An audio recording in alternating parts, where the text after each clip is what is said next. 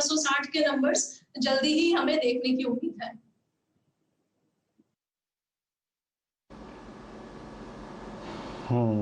तो doctor Aedes, अभी in fact मैं, रचना जी यकीन मानिए कि कुछ देर पहले इसी स्टॉक का जिक्र कर रहा था, क्योंकि ये ट्रेजेक्ट्री से बाहर निकल रहा था, बहुत खूबसूरती से बाहर निकल रहा था। आपकी स्क्रीन पर आप देखें अभी डे हाई पर है, और इंटरग्लोब एविएशन ये भी अगर आप देखें डे हाई की ट्रेजेक्ट्री मार्केट ट्रेड करता हुआ। विप्रो की जो हमने कॉल ली थी, आप यकीन मानिए 21 रुपये की कॉल आपकी स्क्रीन पर अभी अगर आप देखें 23 रुपये 40 पैसे हो गई है, जिसका टारगेट अभी अगर आप देखें आशीष ने दिया 38 रुपये का। और विप्रो डे हाई की ट्रेजेक्ट्री में ये ऑप्शन आ गया 23 रुपये 25 पैसे के आसपास। शैल जी, एक गुनाह तो आपने मुझसे करा ही दिया था सुबह सुबह, लेकिन फिर भी उस गुनाह का जिक्र करता हूं, और वो है वेंकीस 3233। देख रहे हैं आशीष जी आप, वेंकीस 3237, आपको लगता है कि अभी ऑल टाइम हाई ट्रेजेक्ट्री में जा रहा है अपनी? तो देखिए, एक बहुत ज़बरदस्त सेटअप है वीरेंद्र, इसमें कोई दो मत नहीं है कि इस स्टॉक ने जिस तरह की वी शेप रैली आपको 1800 के जोन से दिखाई है, उसके बाद इसके अंदर जो ट्रेजेक्ट्री बन रही है वो बहुत ही प्रॉमिसिंग है। एक रेजिस्टेंस जोन इसका ज़रूर है 3460 का, पर जिस तरह के चार्ट पैटर्न है उसको देखते हुए यही लगता है कि 3460 का ये रेजिस्टेंस जोन ये स्टॉक डिसाइसिवली क्रॉस कर सकता है, और इसको क्रॉस करते ही 4200 4500 की अपसाइड भी आने वाले कुछ हफ्तों में वेंकीस के स्टॉक में देखने को मिलेंगे। तो अब इंपॉर्टेंट क्या है, मेरे हिसाब से 3100 का लेवल ये एक अहम शॉर्ट टर्म सपोर्ट जोन होगा। 3100 के लेवल अगर से ये स्टॉक टिकता है तो मेरे हिसाब से ये ट्रेंड बहुत ही स्ट्रांग मोमेंटम पकड़ता हुआ नजर आ सकता है। वीरेंद्र जी, ऐसे ही मतलब ऐसा कोई आपने परेशानी में अपना कदम नहीं उठाया, आप तो इतनी चर्चा लेकर स्टॉक्स की कर लेते हैं, और बिल्कुल यूँ समझिए एक साथ चलते हैं लेकर स्टॉक्स और अंडे के फंडे।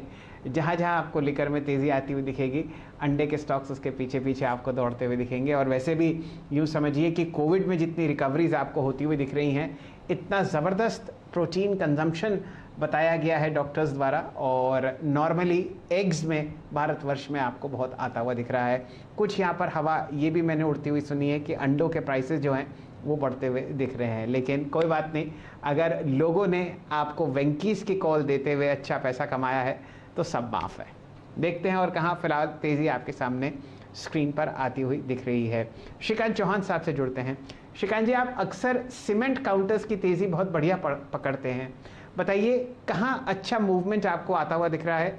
सुबह के सत्र में अल्ट्राटेक चहक रहा था। इनफैक्ट शैल जी, काफ़ी सारे जितने भी लार्ज कैप सीमेंट कंपनीज है उनमें तो अच्छी तेज़ी बनी है, और एसीसी में भी अच्छा ब्रेकआउट बना है।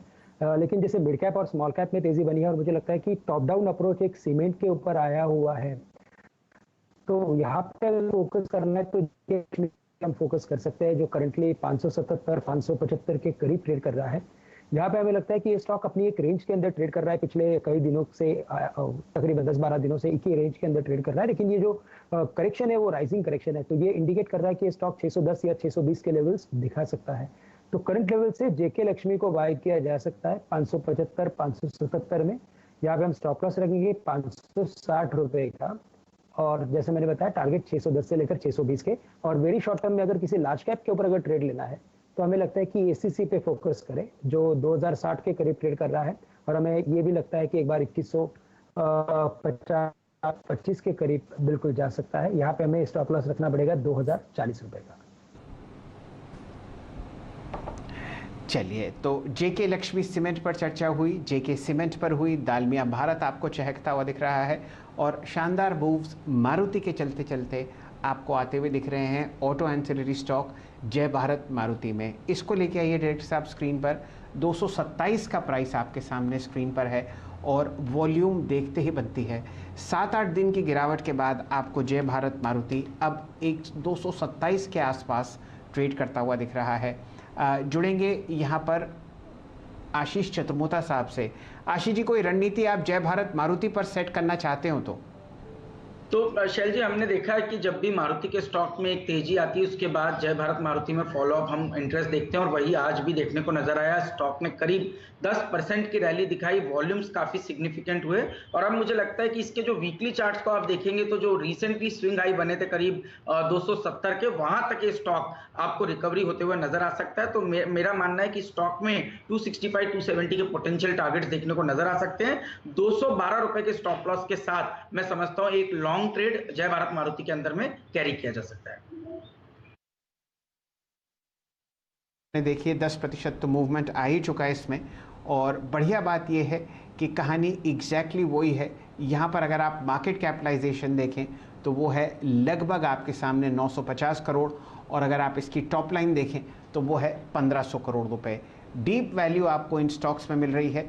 एक दो दिन का यहाँ पर आपको ट्रेंड चलता हुआ दिखेगा, और जो कंपनी आप देख रहे हैं वो आपकी गाड़ी के लीफ स्प्रिंग्स बनाती है, यानी कि जब आप आराम से सड़क पर चलते हैं और जब आप झटके में लगती है गाड़ी किसी गड्ढे में जाती हुई, तो वो लीफ स्प्रिंग पीछे आपको सपोर्ट देता हुआ दिखता है शॉकर असेंबली को।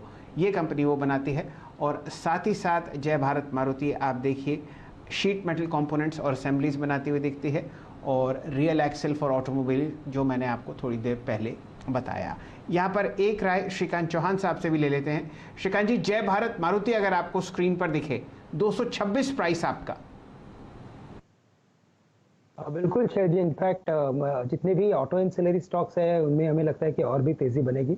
साथ ही साथ इसमें मारुति में जो आज की जो तेजी बनी है वो गजब की बनी है, और इनफैक्ट वीरेंद्र कई बार बोलते हैं कि मंगलवार का दिन है और मारुति में तेजी है। इनफैक्ट आप भी कई बार जिक्र करते हैं, और कई बार ऐसे कॉम्बिनेशन आए हैं कि जहां पे हमने मारुति मंगलवार इसमें तेजी देखी है, और इस बार तो जय भारत मारुति में भी तेजी हमें देखने मिली है, तो काफी बड़ी बात है। और काफी अच्छा करेक्शन इनफैक्ट हो चुका है 203 के करीब। अच्छे रिजल्ट के बाद, अच्छे नतीजों के बाद इसने काफी अच्छी एक गैप अप ओपनिंग की थी, और उसके बाद का जो इसमें जो प्राइस गैप बना था उसी का उसने सपोर्ट लेके एक वापस रिवर्सल पैटर्न किया है। तो मुझे लगता है कि शायद ये स्टॉक आज के दिन में एक बार 18 से 20% की सर्किट भी लगा सकता है, क्योंकि काफी अच्छे वॉल्यूम के साथ काफी स्मूथली ऊपर जा रहा है। और अगर नेक्स्ट टारगेट्स देखें तो यहाँ से कम 250 से लेकर 255 के दिखाई दे रहे हैं। तो काफी अच्छा एक टेक्निकल फॉर्मेशन है और काफी अच्छा ब्रेकआउट आपने पकड़ा है। करंट लेवल से भी इसे बाय किया जा सकता है।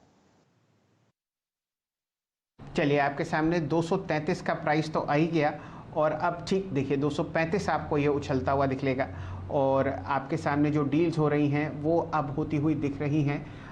53 लाख की एक हुई है और 13 लाख की, बाकी छोटी छोटी सी बहुत ट्रांजैक्शंस हैं जो आपके सामने स्क्रीन पर आते हुए दिखेंगे। यहाँ पर श्रीकांत जी ने ये जताया कि शायद यहाँ पर आपको सर्किट लगता हुआ दिखे। फ़िलहाल आपके सामने 246 रुपये का सर्किट स्क्रीन पर लगता हुआ दिख सकता है। ये राय जय भारत मारुति पर आती हुई दिख रही है श्रीकांत चौहान साहब की। वीरेंद्र जी, आपने क्या पकड़ा?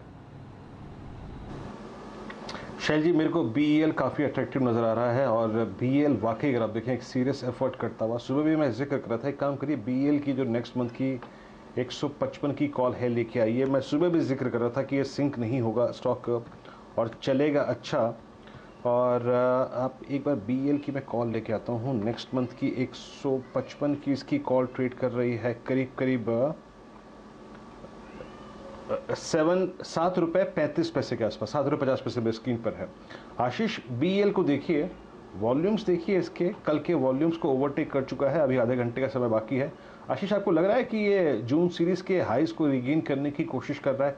स्पेशली अब थोड़ी शॉर्ट कवरिंग भी यहाँ हो रही है, और 156 157 का जोन रीगेन कर सकता है। 7.35 पे ऑप्शन ट्रेड करता हुआ, क्या कहेंगे आप?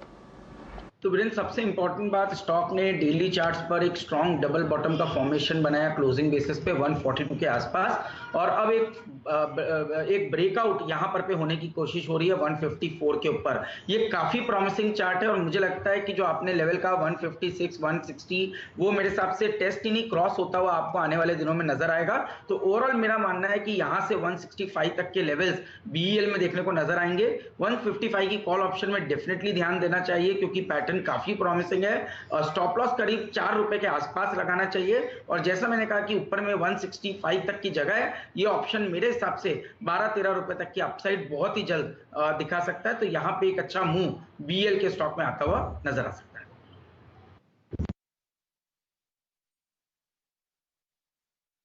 आपके सामने फ़िलहाल बहुत बढ़िया मूव्स बाज़ार में आते हुए दिख रहे हैं।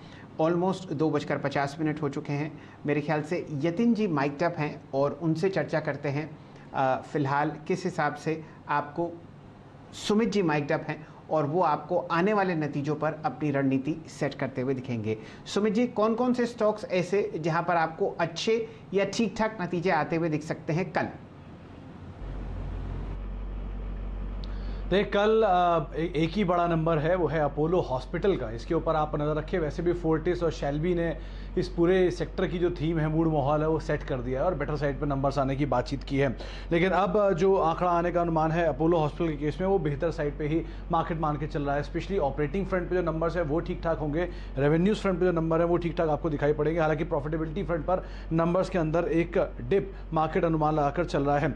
करीब करीब 2,999 रफली 3,000 करोड़ रुपए के आसपास के रेवेन्यूज रहेंगे। EBITDA 16% बढ़ने का अनुमान है, 440 करोड़ रुपए के आसपास। मार्जिन 15% रहेंगे और मुनाफे में 134 करोड़ रुपए के आसपास का एक मुनाफा इस तिमाही में आने का अनुमान लगाया जा रहा है, जो कि 206 करोड़ से टूट कर आ सकता है।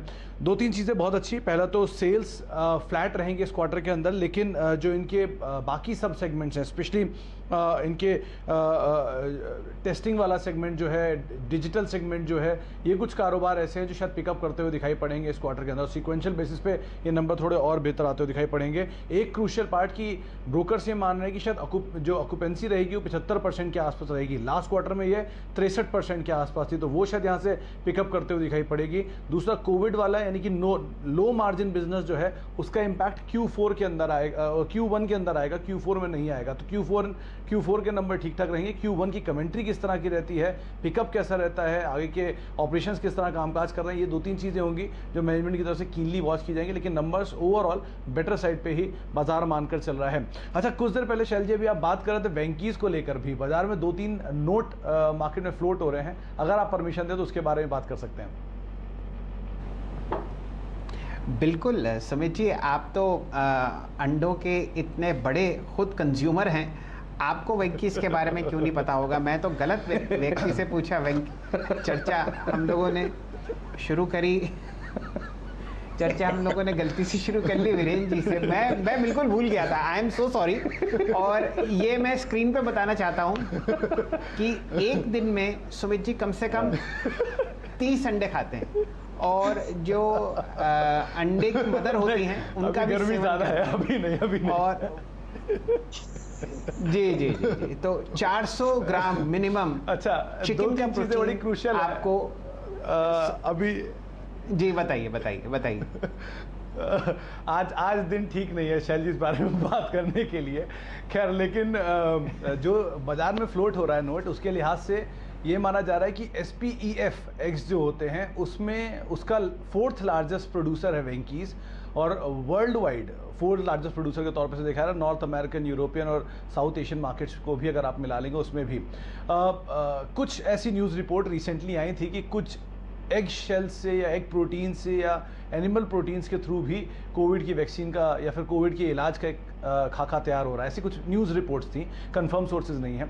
उसको बाजार ने एक ट्रिगर के तौर पे उठाया हुआ है। दूसरा वैल्यू, अगर आप FY21 की EPS के हिसाब से देखेंगे तो करीब करीब 190 रुपये के आसपास की इसकी EPS बैठ रही है, जो कि मौजूदा दाम के हिसाब से रफली 16 के मल्टीपल पर है। FY22 के लिए, क्योंकि ये अभी पीछे बर्ड फ्लू का एक इम्पैक्ट होकर गया है, तो इस वजह से ये माना जा रहा है कि शायद FY20 तक आते आते ये EPS करीब 220 रुपये के आसपास आ जाएगी। और अगर 220 की EPS मानते तो 12-13 के मल्टीपल पे शेयर ट्रेड कर रहा है अभी भी। तो इसीलिए इसके अंदर एक वैल्यू अनलॉकिंग की बहुत स्टीपली सिचुएशन बनते हुए दिखाई पड़ रही है। और लास्टली कुछ ऐसा भी ट्रिगर है, क्योंकि ये बर्ड फ्लू का इम्पैक्ट रहा था तो उसकी वजह से जो आवक थी चीज़ों की वो थोड़ी कम हुई है। तो अब जो नई आवक होगी उसके लिए प्राइसेस बढ़कर आएंगे। और बर्ड फ्लू में जो खुदरा कामकाज है या फिर जो अनऑर्गेनाइज सेक्टर है उसको लोग प्रेफर ना करके ब्रांडेड स्पेस की तरफ ज़्यादा प्रेफरेंस दे रहे हैं, जिसकी वजह से वेंकीज को लोग दोबारा प्रेफरेंस